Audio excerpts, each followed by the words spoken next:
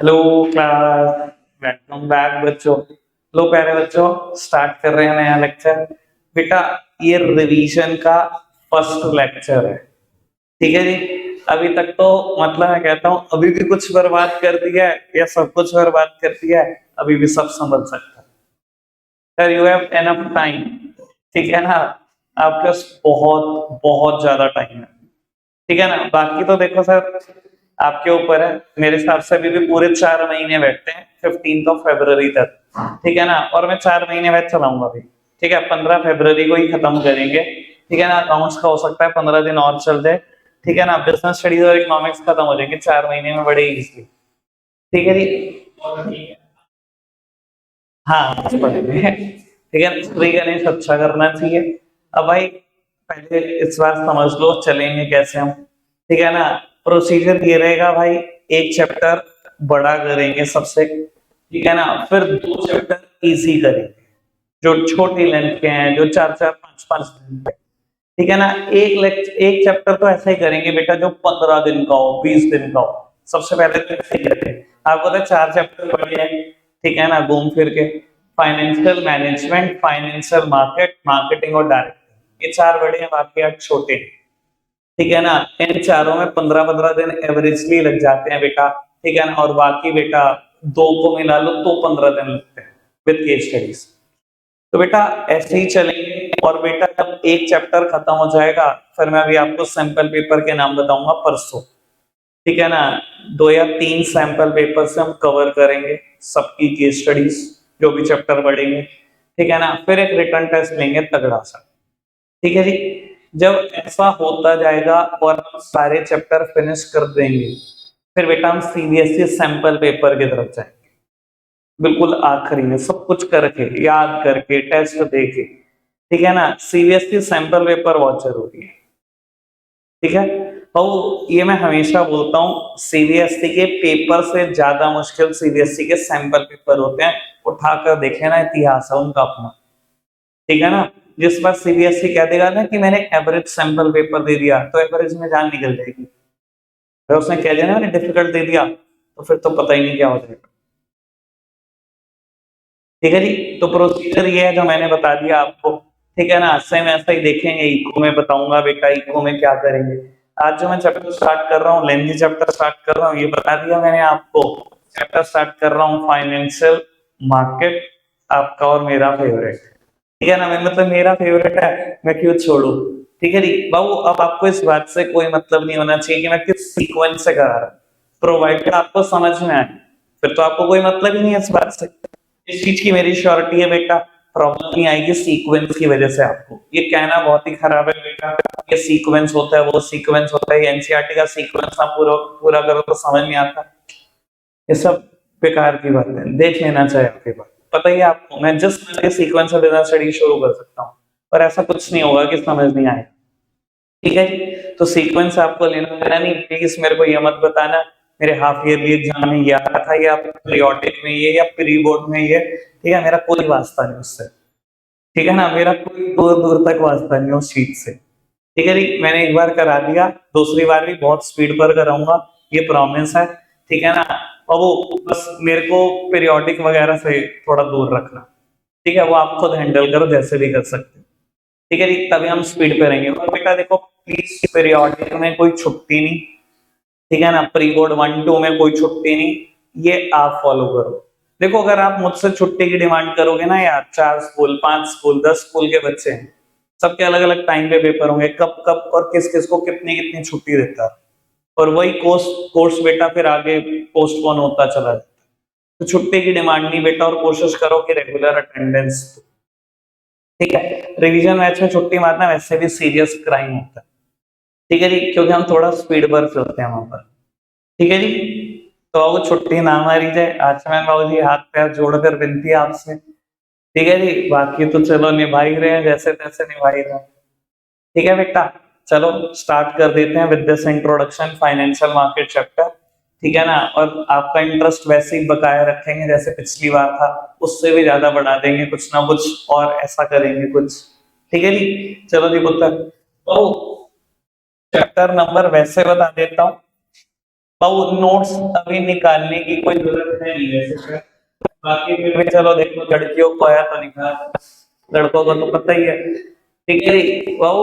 और प्लीज अब लिखना लुखना बंद कर, ठीक है जी, सामने देखेंगे और पढ़ते चलेंगे, ठीक है ना। लिखना है कोई दिक्कत नहीं, आप घर से लिखो, यहाँ से जाते ही लिखना शुरू कर दो, कोई प्रॉब्लम आएगी लेक्चर आपका अवेलेबल करा, वीडियो लेक्चर दे देंगे, आराम से बैठ के लिखो। ऐसा करेंगे, कोशिश ऐसी करेंगे, डेली जो होगा डेली का डेली बेटा आपको शाम को ग्रुप में सारी वीडियोस भेजते हैं जो आज हुआ, लिखो बैठ के आराम से पढ़ो, टेंशन फ्री, ठीक है जी, ऐसा कर सकते हैं। तो ये वैसे तो चैप्टर नंबर 10 है, या बेटा कह लो सेकंड बुक का सेकंड चैप्टर, ठीक है जी बेटा। अब इस चैप्टर को पढ़ने की कुछ बातें जो पिछली बार बोली थी, मैं कुछ झूठ बोलने जा रहा हूँ आपसे, ये झूठ कुछ देर तक परसिस्ट करेंगे, ऐसा हो सकता है बेटा कल तक रह जाएंगे, परसों तक रह जाएंगे बेटा। जब तक मैं फाइनेंशियल मार्केट के बारे में बताऊं नहीं, तब तक बेटा फाइनेंशियल मार्केट मतलब सिर्फ शेयर मार्केट, ठीक है ना। पर मैं ये नहीं कह रहा हूँ बेटा कि आप शेयर मार्केट के बारे में कोई एक्सपर्ट हो या बहुत ज्यादा जानते। नाम सुना है शेयर मार्केट कोई चीज होती है, नाम सुना है, बस मेरे को इतना बहुत है। शेयर मार्केट क्या होती है बेटा, जहाँ शेयर खरीदे और बेचे जाते हैं, वो शेयर मार्केट होती है, ठीक है। जब तक मैं कुछ ना कहूं तब तक फाइनेंशियल मार्केट मतलब शेयर मार्केट। और मैं ये भी बोल रहा हूँ बेटा ये झूठ है, ठीक है। तो उस देर में पता लग जाएगा क्यों झूठ है और एक्चुअली में फाइनेंशियल मार्केट क्या चीज, ठीक है जी। बाबू सबसे पहला टॉपिक स्टार्ट करता हूं,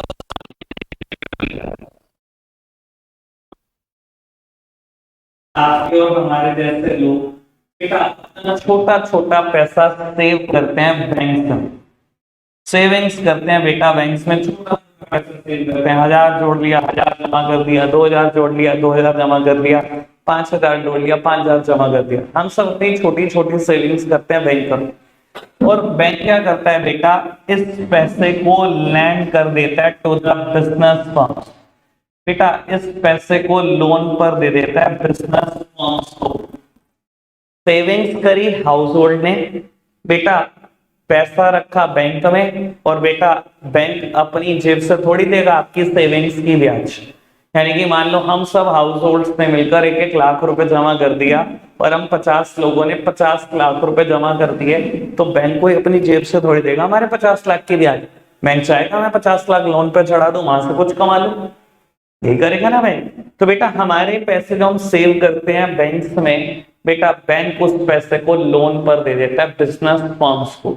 यानी कि बेटा कुल मिला के कहानी ऐसी है कि पैसा चला यहां से था, और बेटा पहुंच किसके पास गया, बिजनेस फर्म्स के पास, ठीक है जी, यही कहानी है बेटा। एक और कहानी भी है, फाइनेंशियल मार्केट मतलब जब तक मैंने कुछ नहीं कहा तब तक शेयर मार्केट। बेटा बिजनेस फर्म को पैसों की और भी जरूरत होती है, खाली लोन से उनकी भरपाई नहीं हो सकती। वो क्या करते हैं बेटा, शेयर मार्केट का यूज करते हुए कुछ ना कुछ सिक्योरिटीज इशू करते हैं, इशू ऑफ सिक्योरिटीज। बेटा सिक्योरिटीज का मतलब कुछ और नहीं, shares, debentures, preference share, commercial paper, public deposit, जिसका भी आप नाम जानते हो फिलहाल उसको समझ लो, वो सिक्योरिटी है, ठीक है बेटा। आपने शेयर मार्केट का इस्तेमाल करके सिक्योरिटीज इशू करी, और हाउस होल्ड क्या करते हैं बेटा, इन सिक्योरिटीज को बाय करते हैं, buying of securities. House hold के सिक्योरिटीज खरीदते हैं, किसी को लालच है इंटरेस्ट का, किसी को लालच है प्रेफरेंस डिविडेंड का, किसी को लालच है इक्विटी डिविडेंड का, ठीक है जी। उन्होंने इस लालच में सिक्योरिटीज खरीदी।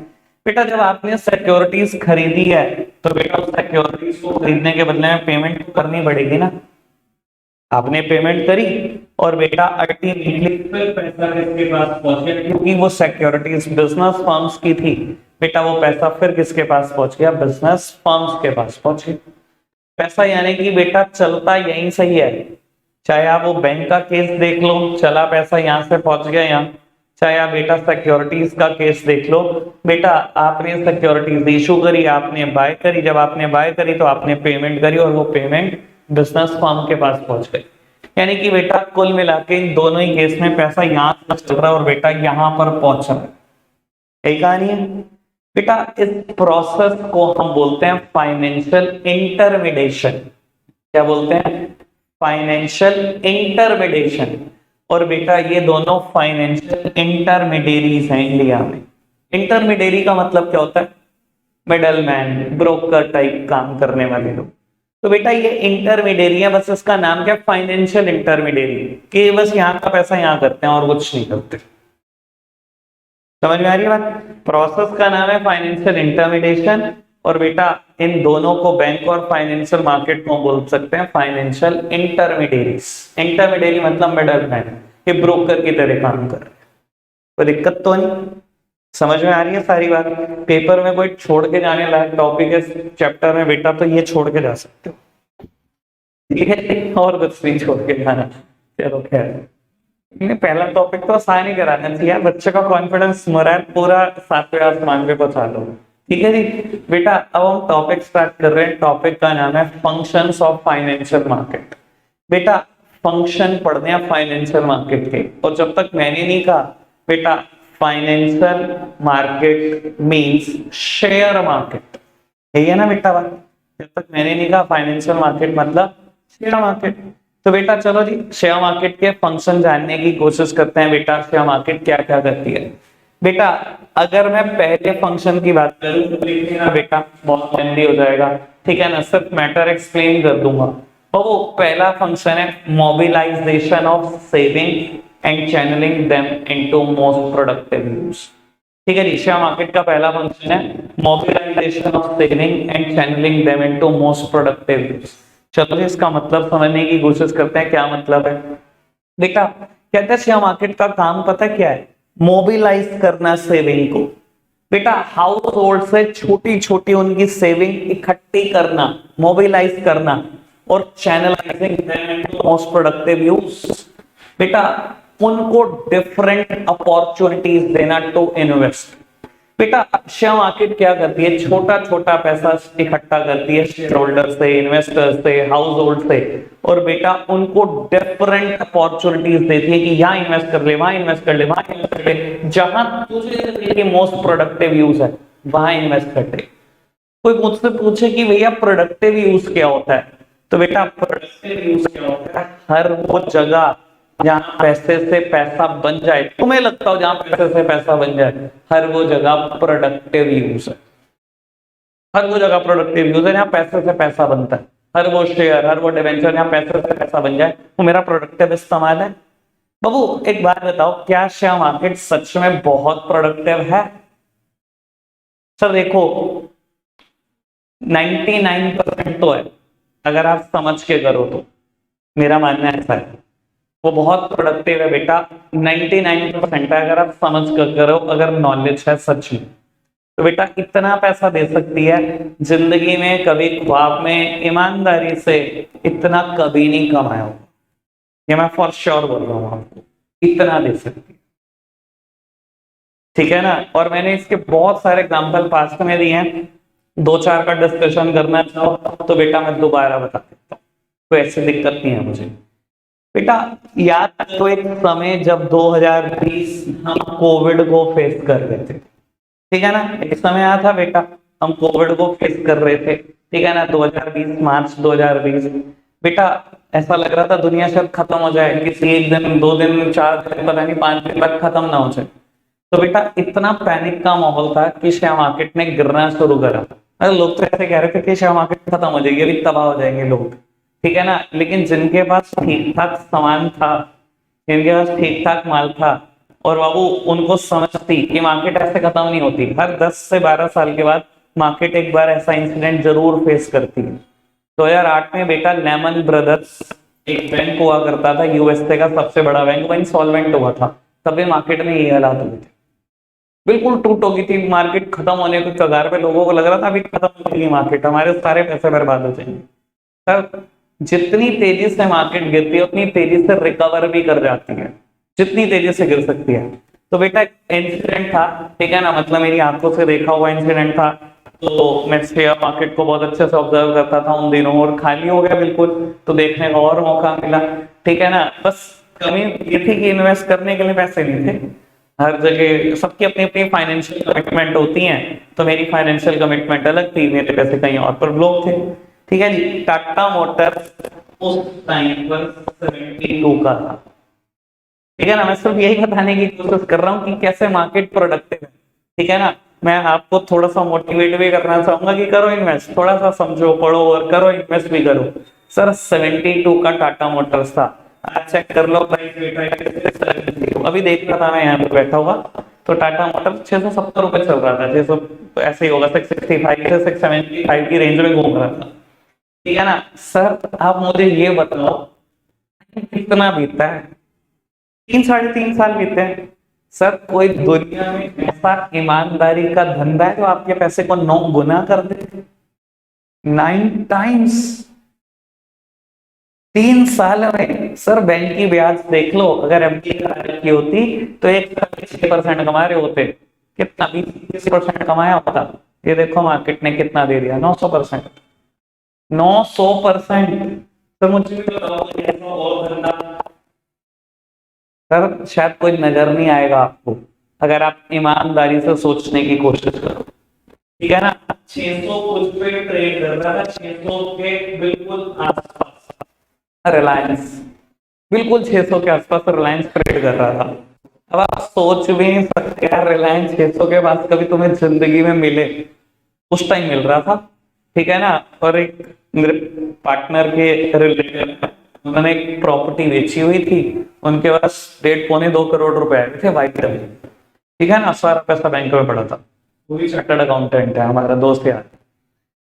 तो उसने अपने पिताजी को बहुत समझाया कि शेयर ले लेते हैं रिलायंस के, बाकी सब छोड़ दो, सारे के सारे पैसे के ले लेते हैं। ठीक है, उसने से कंफर्म करने की भी कोशिश करी, मैंने भी राय दी कि लो 100% लो, कोई दिक्कत नहीं। रिलायंस 600 में मिलना मतलब शायद दोबारा कभी ना मिले, once in a life time opportunity है। उन्होंने अपॉर्चुनिटी छोड़ दी, उसके पिताजी माने नहीं। ठीक है ना सर, आज रिलायंस 2500 क्रॉस है। अभी रिलायंस में से जियो फाइनेंशियल सर्विसेज अलग हो चुका है। अगर इन दोनों को इकट्ठा कर लो तो इनके दाम, मतलब आज के तारीख में रिलायंस का एक्चुअल दाम 2900 से 3000 के पास है, यानी कि बेटा 5 गुना। सर कौन सा ईमानदारी का धंधा ऐसा है जो आपको 3.5 साल में 5 गुना करके दे रहा है पैसे? मुझे तो नहीं लगता कोई ऐसा कोई धंधा है। ठीक है ना, और एक बड़ा फेमस इंसिडेंट है, मैं तो खैर इसकी चर्चा कर रहा हूँ, मैं आपको वो यूट्यूब वीडियो दिखा नहीं सकता, कॉपीराइट का इशू होगा। ठीक है ना, लेकिन हाँ लिंक जरूर शेयर कर दूंगा, अभी सुन भी सकते हो आप उस चीज को। आपको याद होगा एमआरएफ के ऊपर एक किस्सा है, बहुत बार वायरल हुई है वो वीडियो, सुनिए आपने? सुनिए ना, हाँ हाँ बिल्कुल, नहीं सुनी आपने? अरे यार किस बात पे? मैं आपको बता देता हूँ, इंसिडेंट बता देता हूँ तो थोड़ा ज्यादा आसान हो जाएगा आपके लिए ग्रैब करना, प्लीज सामने देखना। तो बाबू एक पर्सन, जैसे आपको पता होगा जी बिजनेस, सीएनबीसी आवाज, ये 2 बिजनेस न्यूज चैनल है, जहाँ शेयर मार्केट की चर्चाएं रहती हैं, एक्सपर्ट्स आते हैं। तो ये आपको ऑप्शन भी देते हैं, किसी टाइम पे इनके ऐसे शो भी आते थे जहां पर आप बीच में कॉल कर सकते हो, और कॉल पर एक्सपर्ट अपनी एडवाइस दे देंगे आपको, किसी भी शेयर से रिलेटेड हो, बाइंग करनी है, सेलिंग करना है, होल्ड करना है। तो एक पर्सन ने कॉल करी, सर हेलो सर, मैं बोल रहा हूँ फला फला पर्सन, फला फला जगह से। ठीक है ना, मुझे एक एडवाइस चाहिए थी आपकी। कहता मेरे दादाजी अभी कॉमा से बाहर आए हैं, 2-3 महीने से कॉमा में थे, और उन्होंने कॉमा से बाहर आते ही मेरे को बताया कि मैंने तेरे लिए 20,000 शेयर एमआरएफ के खरीद कर रखे हुए थे, तो मुझे अभी मिले हैं शेयर, मुझे आप बता सकते हैं कि मैं इसमें कैसे ट्रेड कर सकता हूँ? ठीक है। और उसने ये भी बोला था शायद कि ये 20 साल पहले लिए थे, शायद कुछ ऐसा ही था, 20 साल पहले 20,000 शेयर एमआरएफ के लिए थे, और वो मेरे दादाजी ने मुझे दिए, मेरे को बताओ कैसे ट्रेड कर सकता हूँ? तो उन्होंने ट्रेड करने का प्रोसीजर तो बताया ही बताया जो बताया। ठीक है ना, उन्होंने मतलब एंकर से भी बर्दाश्त नहीं हुई, एंकर ने बोल दिया सर फिलहाल एमआरएफ 65,000 का एक शेयर है, यानी कि आपकी इन्वेस्टमेंट की वर्थ बैठती है 130 करोड़। एंकर ने बोल ही दिया फटाफट, ट्रेड करते मतलब उसको ये तो बताया ही बताया कि आप कैसे ट्रेड कर सकते हो। भाई साहब उससे रोका ही नहीं गया, उसने बोल दिया भाई साहब ऑन न्यूज चैनल 130 करोड़ रुपए के आपके शेयर हो चुके हैं सर। और बंदा बात करने, मतलब जो उसकी बात से समझ में आया, वो किसी गांव को बिलोंग करता था पर्सन। ठीक है ना, अभी मैं आपको वीडियो दिखाऊंगा वो, ठीक है ना, अवेलेबल है पब्लिक डोमेन में वो वीडियो। सर 130 करोड़। सर उस टाइम जब उसके दादाजी ने एमआरएफ का शेयर खरीदा होगा तो उसका दाम 100-200 से ज्यादा नहीं था। तो 200 से ज्यादा नहीं था, वो 65,000 था उस दिन, ठीक है ना। और आज देखोगे तो बेटा 99,000 के अप्रोक्स होगा, 1 लाख पार हो। ना वही मैं बोल रहा हूँ सर, 1 लाख पार है वो शेयर आज। सर कौन कहता है प्रोडक्टिव इन्वेस्टमेंट नहीं है मार्केट में? सर पढ़कर इन्वेस्ट करने वाला चाहिए। आपको बिजनेस वर्टिकल की समझ होनी चाहिए कि कंपनी का बिजनेस क्या है, कितना एक्सेस कर रही है, कितना ग्रोथ कर रही है। आपको फाइनेंशियल्स पढ़ने आने चाहिए, टेक्निकल्स पढ़ना आना चाहिए। सर कैसे नहीं कमाओगे, ठीक है ना। तो बेटा शेयर मार्केट का सबसे बेसिक फंक्शन है आपकी सेविंग को इकट्ठा करना और आपको बहुत सारे ऑप्शंस देना टू इन्वेस्ट, कि कहीं भी कर ले इन्वेस्ट भाई। इंडियन शेयर मार्केट में भाई साहब हजारों कंपनीज के शेयर लिस्टेड है, हजारों कंपनीज के। आपको जहां लगता है कि आप प्रोडक्टिव इन्वेस्टमेंट हो सकती है, आपकी पैसे से पैसा बन सकता है, आप कहाँ कर दो ना इन्वेस्ट। समझ में आती है बेटा बात?